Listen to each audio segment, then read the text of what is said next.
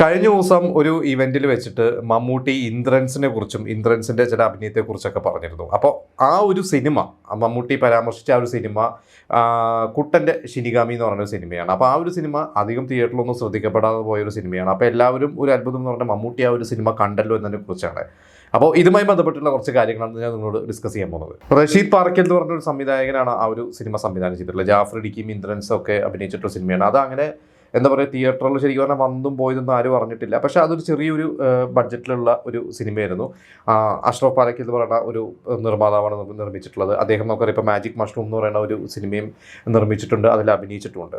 അപ്പോൾ ഇതിൻ്റെ സംവിധായകൻ റഷീദ് പാലക്കൽ ഇപ്പോൾ ഈ ഒരു ഇവൻറ്റ് കഴിഞ്ഞ ശേഷം ഒരു കുറിപ്പ് എഴുതിയിട്ടുണ്ട്. അതായത് ആ ഒരു ഇവൻറ്റിൽ ശരിക്കും സംഭവിച്ചതെന്ന് വെച്ചിട്ട് അന്ന് ഇന്ദ്രൻസിനെ കുറിച്ച് ഇങ്ങനെ പറയുമ്പോൾ മറ്റൊരു സിനിമയുടെ ഒരു ഇവൻ്റ് ആയിരുന്നു അത്. അപ്പോൾ അതിൻ്റെ ഒരു പ്രീ റിലീസ് ഇവൻറ്റ് സംബന്ധിച്ചിട്ട് മമ്മൂട്ടി പറഞ്ഞത്, കുട്ടൻ്റെ ശിനിഗാമി എന്ന് പറഞ്ഞ പടം നിങ്ങൾ ആരെങ്കിലും കണ്ടിട്ടുള്ളൂ, അപാര പെർഫോമൻസ് ആണെന്ന് പറഞ്ഞിട്ട് ഇന്ദ്രൻസിന് അതിൽ പൊക്കി പറഞ്ഞു.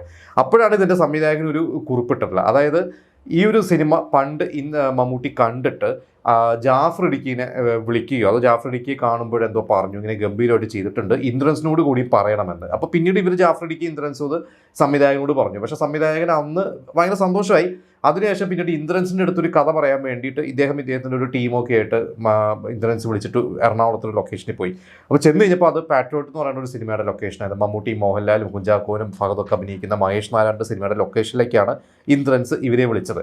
അപ്പോൾ അവിടെ എത്തിക്കഴിഞ്ഞപ്പോൾ ഇന്ദ്രൻസ് പറഞ്ഞു മമ്മൂട്ടിയുടെ അടുത്ത്, ഇതാണ് റഷീദ്, ഇദ്ദേഹമാണ് കുട്ടൻ്റെ ശിനിഗാമി എന്ന് പറഞ്ഞ സിനിമ സംവിധാനം ചെയ്തെന്ന് പറഞ്ഞപ്പോൾ മമ്മൂട്ടി ആ ഒരു സിനിമയെക്കുറിച്ചും എന്നിട്ട് പറഞ്ഞു, നല്ല സിനിമയാണ് പക്ഷേ പേര് ബോറാണ് എന്ന രീതിയിൽ മമ്മൂട്ടി വളരെ ഓപ്പണായിട്ട് പറഞ്ഞു.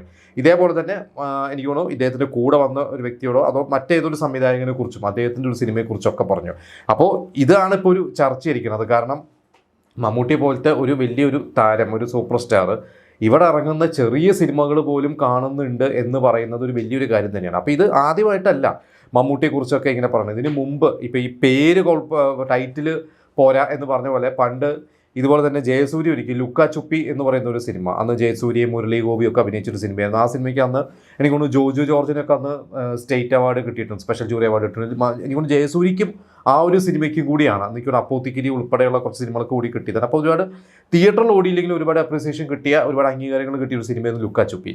അപ്പോൾ മമ്മൂട്ടി ഇതേപോലെ തന്നെ ജയസൂര്യ എടുത്തൊരിക്കൽ ആ ഒരു സിനിമ കണ്ട ശേഷം പറഞ്ഞത് എങ്ങനെയായിരുന്നു, നല്ല പാടവും വളരെ മോശം പേരും എന്ന് പറഞ്ഞിട്ടാണ് അന്ന് പറഞ്ഞത്. അപ്പോൾ മമ്മൂട്ടിയെക്കുറിച്ച് ഇങ്ങനെ ഒരുപാട് പേര് പറയാറുണ്ട്. കുഞ്ചാക്കോ ബോബൻ മമ്മൂട്ടിയെക്കുറിച്ച് ഒരിക്കൽ പറഞ്ഞിട്ടുണ്ട്. എന്നാ കേസ് കൂടുന്നുള്ള സിനിമ കണ്ട ശേഷം കുഞ്ചാക്കോൻ അതിൻ്റെ പ്രൊമോഷനുമായി ബന്ധപ്പെട്ട് ദുബായിലാണ്. അപ്പോൾ അന്ന് മമ്മൂട്ടി കുഞ്ചാക്കോനെ വിളിച്ചു, എന്നിട്ട് പറഞ്ഞു ഞാൻ അങ്ങനെ സിനിമ കണ്ടു, എന്തോ പറഞ്ഞൊരു കൂട്ടത്തിൽ ഇങ്ങനെ പറഞ്ഞു, നിങ്ങളാ സിനിമയായിട്ടുള്ള ബന്ധം എന്താണ് എന്ന് ചോദിച്ചു കഴിഞ്ഞപ്പോൾ കുഞ്ചാക്കോൻ പറഞ്ഞു, ഞാൻ ആ സിനിമയുടെ നിർമ്മാതാവും ആണ് കൂടിയാണെന്ന് പറഞ്ഞു കഴിഞ്ഞപ്പോൾ വേറെ ബന്ധമുണ്ടെന്ന് വെച്ചപ്പോൾ ഞാൻ ആ സിനിമയിൽ അഭിനയിച്ചിട്ടുണ്ട് എന്നെന്തോ പറഞ്ഞു കഴിഞ്ഞപ്പോഴാണ് മമ്മൂട്ടി പറഞ്ഞത്, നിങ്ങളതിൽ അഭിനയിച്ചിട്ടില്ല, കാരണം നിങ്ങളെ ഞാൻ ആ സിനിമയിൽ കണ്ടിട്ടില്ല, അതിൽ കുഞ്ചാക്കോനെ എനിക്ക് കാണാനേ പറ്റിയിട്ടില്ല എന്ന് പറഞ്ഞാൽ അങ്ങനെ വളരെയധികം അപ്രീഷിയേറ്റ് ചെയ്തു എന്നാണ് പറഞ്ഞത്. കുഞ്ചാക്കോന് അതിന് ശേഷം അവാർഡും കിട്ടി. കുഞ്ചാക്കോ പറഞ്ഞ് എനിക്ക് മമ്മൂക്ക പറഞ്ഞത് മമ്മൂക്കയുടെ ഒരു കോംപ്ലിമെൻ്റാണ് എനിക്ക് ഏറ്റവും വലിയ അവാർഡ് എന്നാണ് പറഞ്ഞത്. ഇതുപോലെ ഒരുപാട് യുവ താരങ്ങളും എന്താ പറയുക എല്ലാവരും ഒരു സിനിമയിലൊക്കെ അഭിനയിച്ചിട്ടുള്ള ആൾക്കാരാണെങ്കിൽ പോലും, അല്ലെങ്കിൽ വളരെ ചെറിയ സിനിമകളാണ് പോലും. പണ്ട് മനോജ് കെ ജയൻ പറഞ്ഞിട്ടുണ്ട്. മനോജ് കെ ജയൻ ഇതുപോലെ തന്നെ പണ്ട്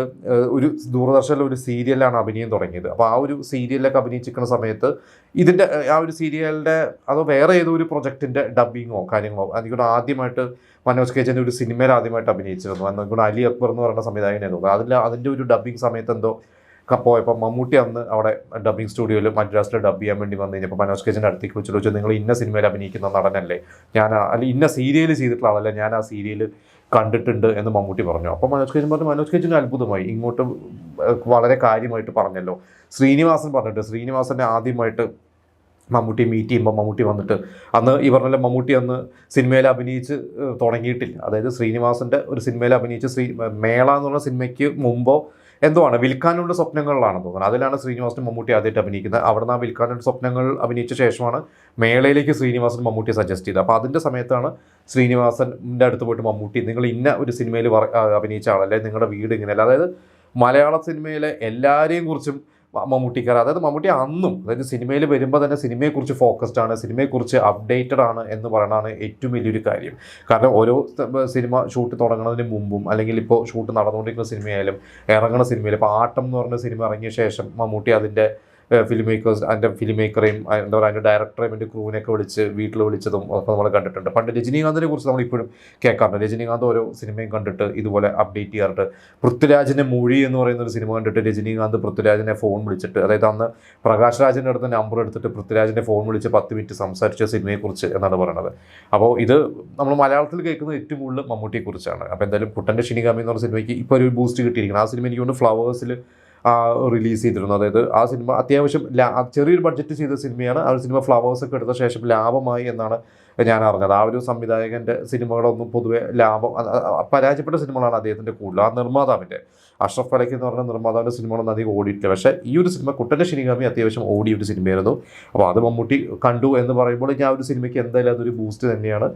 മമ്മൂട്ടിയുടെ ആ ഒരു എൻകറേജ്മെൻറ്റ്, എന്താ പറയുക, പുതിയതായിട്ട് വരുന്ന ഫിലിം മേക്കേഴ്സിനൊക്കെ അതൊരു ഭയങ്കര ഒരു ഊർജ്ജവും മുന്നോട്ട് പോകാനുള്ള ഒരു ധൈര്യം കൂടിയാണ്.